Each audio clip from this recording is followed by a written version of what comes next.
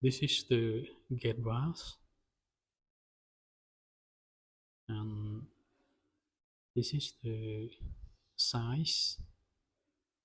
So in this video I will show you in the detail what is inside and the assembly of this valve.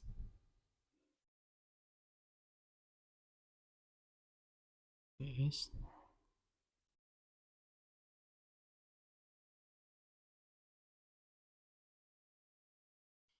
Okay, let's go and see the detail in the videos.